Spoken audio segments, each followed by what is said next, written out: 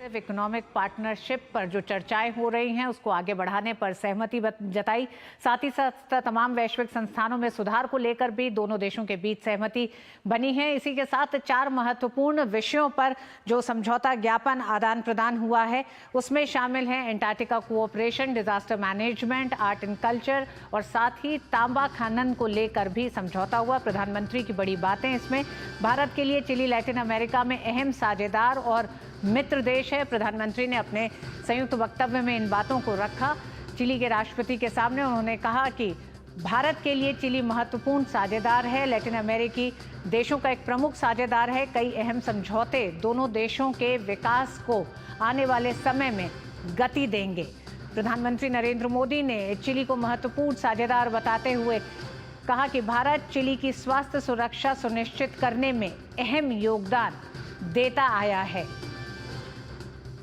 रक्षा सहयोग में आपसी सहयोग दोनों देशों के बीच मजबूत संबंधों का आधार रहे हैं। प्रधानमंत्री ने इस मंच से एक बार फिर दोहराया कि चिली और भारत तमाम वैश्विक मुद्दों पर भी आम सहमति के साथ आगे बढ़ेंगे। प्रधानमंत्री ने अपने संबोधन में जिन बातों को रखा उसमें उन्होंने कहा कि रक्षा सहयोग में आपसी सहयोग दोनों देशों के बीच एक मजबूत आधार रहा है। चिली में 4000 भारतीय मूल के लोग आपसी सांस्कृतिक मूल्यों का आधार रहे हैं, दोनों देशों के बीच मजबूत साझेदारी का प्रतीक हैं। चिली का मित्रता का भाव संबंधों को मजबूत करने की प्रतिबद्धता दर्शाता है, जो अद्भुत है। प्रधानमंत्री ने कहा कि क्रिटिकल मिनरल्स के क्षेत्र में साझेदारी को बल दिया जाएगा।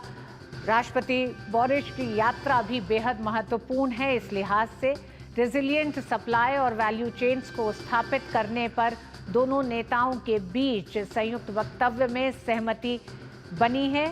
प्रधानमंत्री ने कहा कि हम चिली को एंटार्क्टिका का गेटवे के रूप में देखते हैं और यही कारण है कि भारत और चिली के बीच एंटार्क्टिका को लेकर भी एक सहयोग पत्र आदान प्रदान किया गया है। क्षेत्र में दोनों पक्षों के बीच लेटर ऑफ इंटेंट पर सहमति बनी है। वहीं क्रिटिकल मिनरल्स को लेकर भी बातचीत आगे बढ़ी है। चिली के लोगों ने योग को स्वस्थ जीवन शैली के रूप में अपनाया है। प्रधानमंत्री ने इस मंच पे चिली ने किस तरह से भारत के साथ सहयोग को लगातार आगे बढ़ाया है उन बातों को रखा। प्रधानमंत्री ने कहा कि चिली में आयुर्वेद और पारंपरिक औषधि में भी सहयोग बढ़ाने पर दोनों देशों के बीच विचार हुआ है। और भारत और चिली के संबंध एक पारंपरिक और मैत्रीपूर्ण संबंध रहे हैं। चिली में 4 नवंबर को राष्ट्रीय योग दिवस घोषित किया जाना प्रेरणादायक है। प्रधानमंत्री ने कहा कि आज की चर्चा में आने वाले दशक के लिए कई नई पहल की पहचान की गई है।